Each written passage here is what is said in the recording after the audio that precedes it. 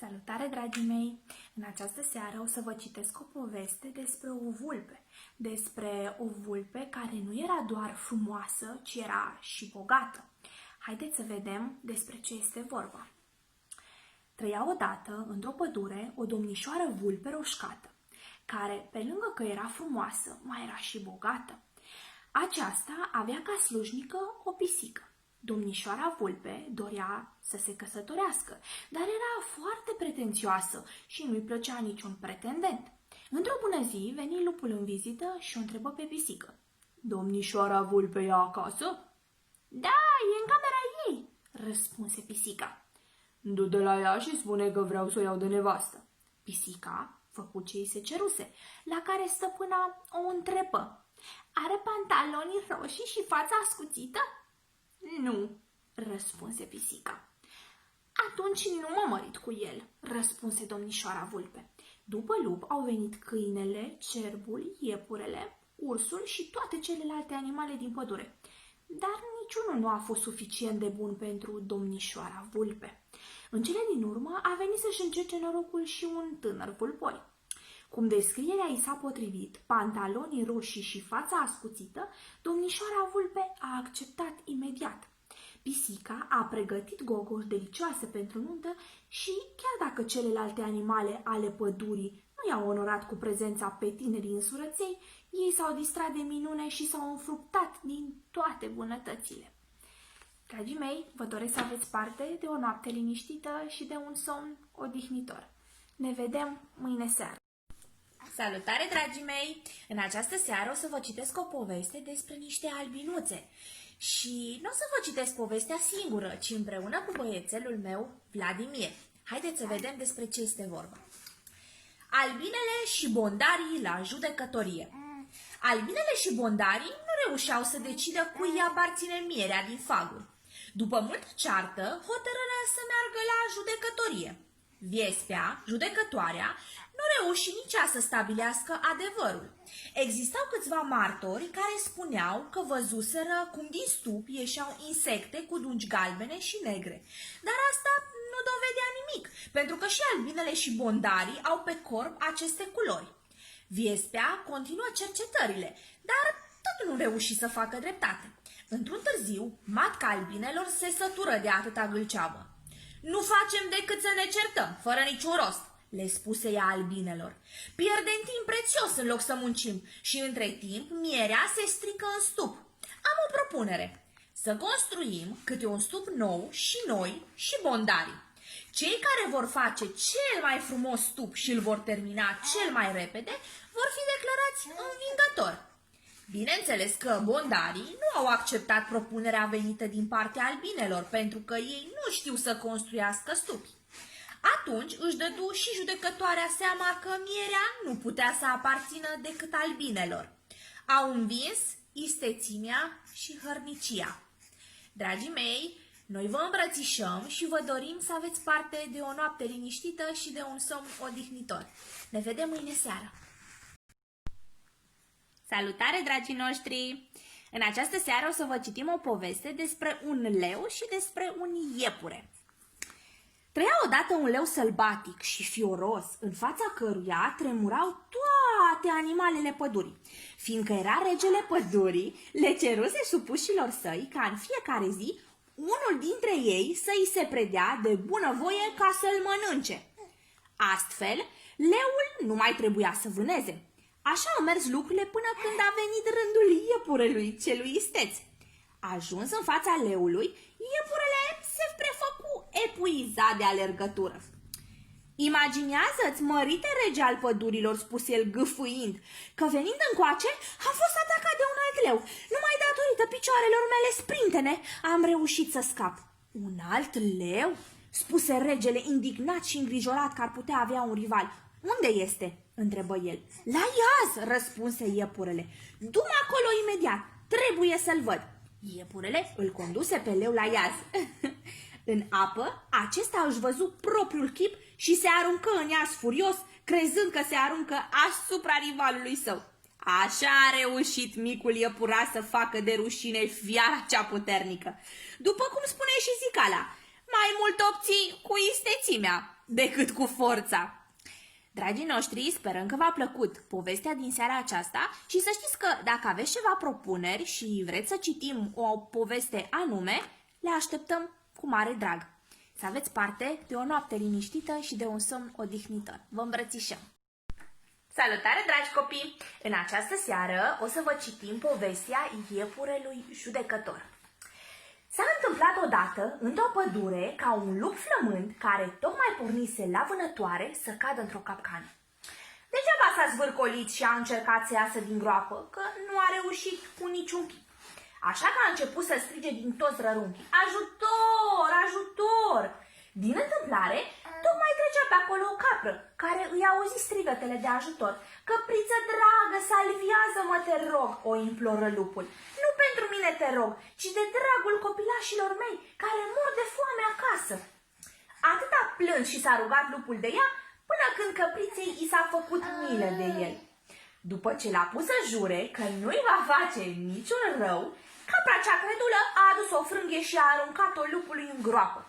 Însă lupul, cum a ieșit din groapă, s-a și aruncat asupra caprei, pentru că era tare foame. Da, mama lupului era tare foame. Era cât pe ce s-o sfâșie, când a apărut pe acolo un iepure. Văzându-l, l-au rugat să judece între ei și să facă dreptate. După ce i-a ascultat, iepurele a zis: e un caz greu. Nu pot să judec corect până nu văd exact cum s-au petrecut lucrurile.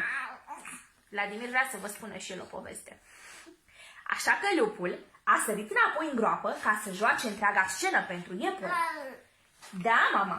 Cum a ajuns lupul în groapă, iepurele i-a strigat: nerecunoscătorule, n-are decât să te scoată vânătorul din groapă. Iar căprița recunoscătoare i-a mulțumit iepurașului celui isteț pentru ajutor.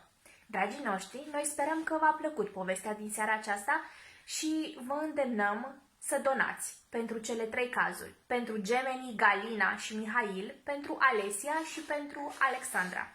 Vă dorim să aveți parte de o noapte liniștită și de un somn odihnitor. Salutare, dragi copii! În această seară o să vă citim o poveste despre o broască țestoasă și o vulpe. Haideți să vedem despre ce este vorba. A fost odată ca niciodată o vulpe. Nu mâncase nimic de zile întregi, deși bătuse pădurea în lung și în lat în căutare de hrană. Ajunsese să creadă că va muri de foame sărăcuța. Pe când se plimba, clătinându-se la marginea pădurii, iată că-i surâse norocul. Jos, între tufișuri, zări o broască țestoasă. De bucurie că în sfârșit găsise ceva de mâncare, se și aruncă asupra ei. Dar țestoasa avea carapacea atât de tare încât, oricât încercă vulpea, nu reuși să o spargă. Încercă folosindu-și labele din față, dinții, apoi toate cele 4 labe, fără niciun rezultat. Nu reuși cu niciun chip să o mănânce pe mica țestoasă. La un moment dat, țestoasa îi spuse: du-mă în apă, acolo cu siguranță mi se va muia carapacea. Vulpii îi plăcu ideea. O duse pe țestoasă la râul din apropiere și dădu drumul în apă, sperând să se înmoaie carapacea, ca să poată să o înfulece fără probleme. Însă țestoasa era o notătoare grozavă și imediat ce ajunse în apă, se și îndepărtă de mal.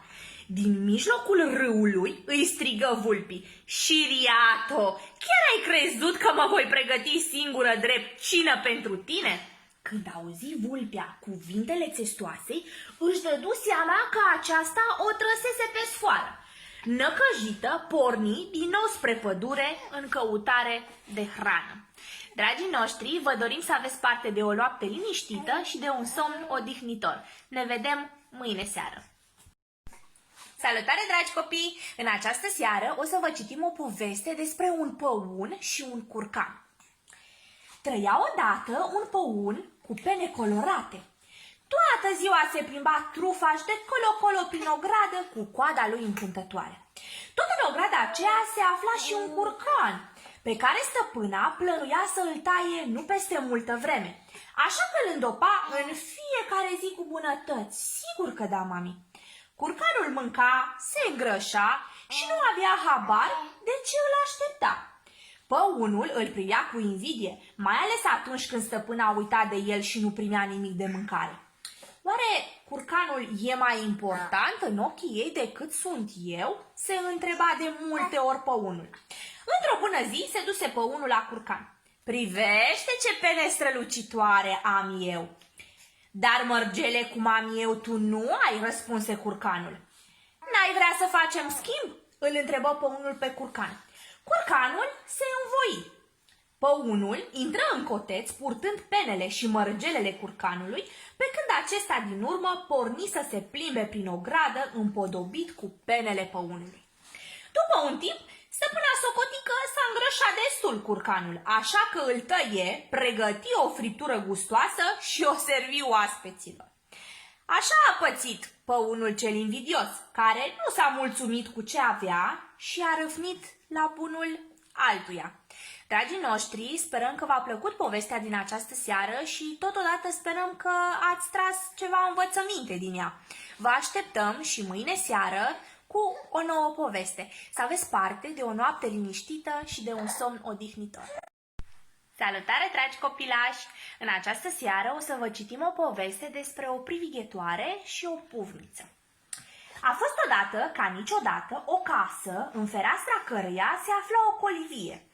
Iar în colivie era o privighetoare ce cânta cum nu se poate mai frumos. Însă privighetoarea aceasta cânta numai noaptea, niciodată ziua. Bătrâna bufniță care locuia într-un copac învecinat asculta în fiecare noapte cântecul minunat al privighetorii. Însă era foarte curioasă de ce pasărea din colivie nu cânta decât noaptea, niciodată ziua. Într-o zi o întrebă: spune-mi, te rog, privighetoare dragă, de ce cânti tu numai noaptea? Pentru că în momentul în care m-au prins era ziua, în amiaza mare, și eu cântam. Dar între timp m-am învățat minte și nu mai am de gând să repet din nou aceeași greșeală, îi explică privighetoarea. Bufnița se gândi bine la spusele privighetorii, apoi o întrebă: dacă înțeleg eu bine, tu te temi să nu fii prinsă din nou? Privighetoarea dădu din cap. Ar fi trebuit să te gândești mai devreme la asta, spuse bufnița cea înțeleaptă, cât erai încă în libertate. Acum e cam târziu să fii precaută, nu crezi? Dragii noștri, sperăm că v-a plăcut povestea din seara aceasta și să știți că în viață, de cele mai multe ori, este bine să fim prevăzători, este bine să fim precauți. Noi vă dorim să aveți parte de o noapte liniștită, somn lin, vis senin. Vă îmbrățișăm! Salutare, dragi copilași! În această seară o să vă citim o poveste despre un cocoș și o vulpe. Într-o bună zi, vulpea puse ochii pe un cocoș mare și gras pentru cină. Dar fiindcă acesta era mai iute de picior, scăpă de vulpe zburând într-un copac. Vulpea se prefăcu tare tristă, că nu are încredere în ea, bineînțeles. De ce ai fugit de mine?" îl întrebă ea mirată. Doream numai să te strâng în brațe ca pe un bun prieten." Nu mă păcălești tu pe mine cu mătră," răspunse cocoșul și zbură cu o creangă mai sus. Tu încă nu ai aflat? S-a declarat pace între toate animalele. Acum suntem cu toții frați. De aceea vreau să te îmbrățișez. Coboară, te rog, dar repejor, căci sunt grăbită să-mi îmbrățișez și ceilalți frați, spuse vulpea cea șiriată. Da, mama, sigur că da, vulpea era foarte șiriată. Chiar așa? Atunci cobor îndată. Dar mai întâi, ce-ar fi să-i îmbrățișezi pe câinii aceea de vânătoare care tocmai se îndreaptă spre noi? De aici de sus îi văd tare bine cum se apropie. Sigur se vor bucura să vă îmbrățișați în semn de prietenie, răspunse cocoșul cel isteț. Din păcate, trebuie să plec, pentru că nu sunt foarte sigură că ei au auzit vestea cea mare, spuse speriată vulpea, în timp ce se îndepărta repede ca să-și scape pielea. Noi sperăm că v-a plăcut povestea din seara aceasta și să știți că mâine seară vă așteptăm cu o nouă poveste. Vă dorim să aveți parte de o noapte liniștită. Vă îmbrățișăm! Salutare, dragi copii! Înainte de a vă citi povestea, vrem să vă spunem că astăzi biblioteca noastră s-a îmbogățit cu 4 cărți.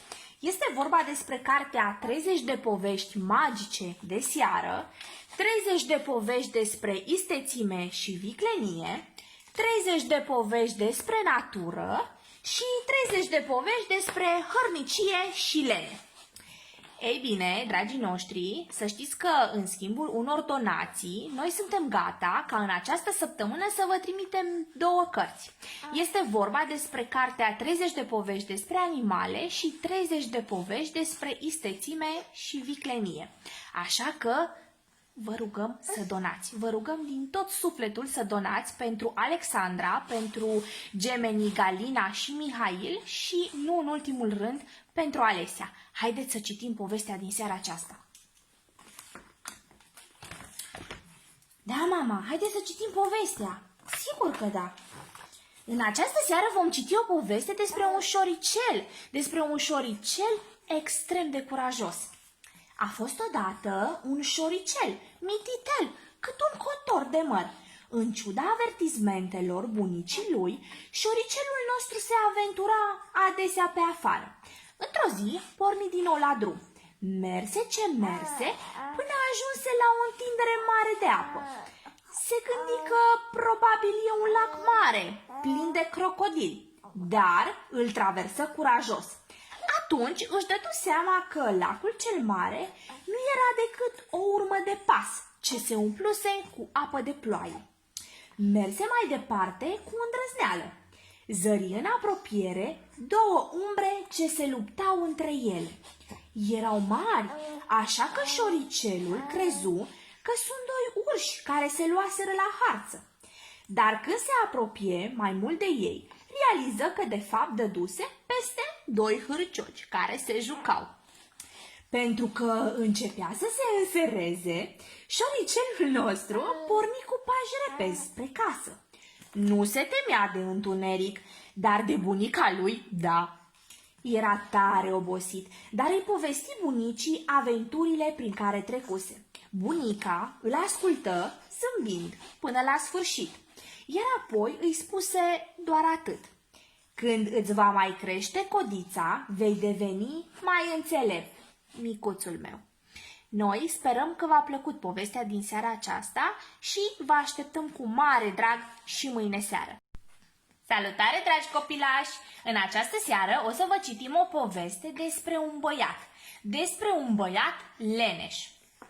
A fost odată un băiat leneș și răsfățat. Când crescu, tatăl său a vrut să-i dea o lecție de viață, așa că îl trimise să-și câștige singur bănuții pentru pâinea zilnică. Dragă fiule, a venit momentul să vezi și tu ce înseamnă munca, să mergi unde vei ști și să nu te întorci până când nu vei câștiga bănuții tăi. Fiul, foarte supărat, merse și se plânse mamei sale. Acesteia îi se făcu milă de băiat, așa că îi dădu 2 bănuți, iar apoi își sfătui fiul să meargă la plimbare și să se întoarcă peste câteva ore, ca și cum ar fi obosit de atâta muncă. Băiatul făcu întocmai, dar când se întoarse acasă și îi dădu tatălui banii câștigați, acesta îi aruncă în foc, spunându-i că nu sunt bani câștigați cu sudoarea frunții. A doua zi îl trimise din nou să muncească. De această dată, flăcăul a avut noroc, căci după câteva ore de hoinărială, pe când se odihnea la umbra unui pom, numai ce zări pe marginea drumului 2 bănuți. Îl luă fericit și duse tatălui său. Aceștia nu sunt bani câștigați de tine, îi spuse tatăl și aruncă în foc. A 3-a zi, băiatul a văzut că nu are de ales, așa că merse la un fierar prin vecini. După o zi întreagă de trudă, băiatul se întoarse acasă vesel, căci de această dată câștigase banii pe merit. Dar tatăl său dădu să arunce din nou în foc. Atunci flăcăul sări după ei. Vezi, fiule, abia aceștia sunt bani câștigați din truda muncii tale, îi răspunse tatăl. Vă dorim să aveți parte de o noapte liniștită și de un somn odihnitor. Salutare, dragi copilași! Noi ne-am pus pijamăluțele și acum ne pregătim să vă citim povestea. Dragi mămici, să fiți și voi atente. Trăia odată, într-un sătuc, un bărbat care se plângea toată ziua soției sale cât este de obosit și cât de grea este munca câmpului. Ce bine poate fi de tine, care stai toată ziua acasă și nu faci mai nimic. De la un timp, femeia se sătură să-l audă plângându-se, așa că într-o dimineață se trezi în zori și l-anunță pe soț că merge la secerat, iar el poate să rămână acasă. Nu trebuie să faci mare lucru, doar mulgi vaca, fierbi laptele și hrănești copilul. Da, mama, dai de mâncare păsărilor, pregătești prânzul, maturi puțin prin curte și prin casă. Sigur că da. Da, mama, da. Soțul, fericit că se va putea odihni o zi întreagă, porni agale cu găleata să mulgă vaca. În timp ce o mulgea, numai ce auzi copilul plângând și fugi repede în casă. Între timp, vaca răsturnă găleata cu laptele mulți, așa că omul rămase doar cu o cană de lapte, pe care merse să o pună la fier. Între timp, ieși să măture curtea, dar laptele dădu un foc. Omul nu mai știa ce să facă acum, căci copilul plângea de foame, dar lapte nu mai avea. Curtea era măturată pe jumătate, iar găinile nu-și primiră nici ele masa. Omul le-a aruncat niște boabe, iar apoi porni spre grădină să culeagă zarzavaturi pentru ciorbă. Se grăbi înapoi, dar lăsă portița deschisă, așa că păsările intrară și ciuguliră legumele. Când ajunse soția acasă, toate erau întoarse cu susul în jos. Da, mama, ce poveste vrei să ne spui? Mi-ai dat o lecție bună, îi spuse el. Munca ta nu e ușoară și acum, sincer, chiar mă mir. Cum faci totul de una singură? Sperăm că v-a plăcut povestea din seara aceasta și să știți că dacă aveți ceva propuneri și doriți să vă citim o poveste anume, vă așteptăm să ni le scrieți. Vă îmbrățișăm! Salutare, dragi copilași! În această seară o să vă citim o poveste despre o broască țestoasă și un iepure. A fost odată, ca niciodată, un iepure care se lăuda mereu către toate viețuitoarele pădurii cum că el nu poate fi întrecut de nimeni. Cine are curajul să încerce să mă întreacă? Întrebă iepurele, dar nimeni nu-i răspunse. Animalele se săturaseră de la un timp de lăudărosul iepuraș, dar nu avea nimeni ce să-i spună, căci într-adevăr iepurele era cel mai rapid dintre toți. Totuși, într-o zi, cineva a avut curajul și a acceptat provocarea iepurașului, nimeni alta decât tocmai broasca țestoasă. Mă voi întrece eu cu tine, îi strigă broscuța. Tu, râse iepurele. Nu aș vrea să te faci de rușine în fața întregii păduri. Mai bine recunoaște și tu, la fel ca și ceilalți, că eu sunt cel mai rapid animal. Broasca țestoasă nu se lăsă însă, așa că întrecerea urma să aibă loc în ziua următoare. Când se dădu startul, iepurele lăsă broasca țestoasă cu mult în spatele său. Apoi, ca să râdă de ea, se puse pe marginea drumului să doarmă, până când avea să sosească și broasca. Aceasta nu a renunțat și făcea eforturi mari să ajungă cât mai repede. Da, mama, broscuța își dorea să ajungă cât mai repede. Între timp, iepurele a dormit de-a binelea și nu se trezi decât atunci când broasca țestoasă nu mai avea decât un pas și trecea linia de sosire. Nu mai era cu putință să o ajungă, așa că broscuța câștigă întrecerea. Lecția? Cine e perseverent, chiar dacă e încet, ajunge mereu să treacă linia de sosire. Să aveți parte de o noapte liniștită și de un somn odihnitor.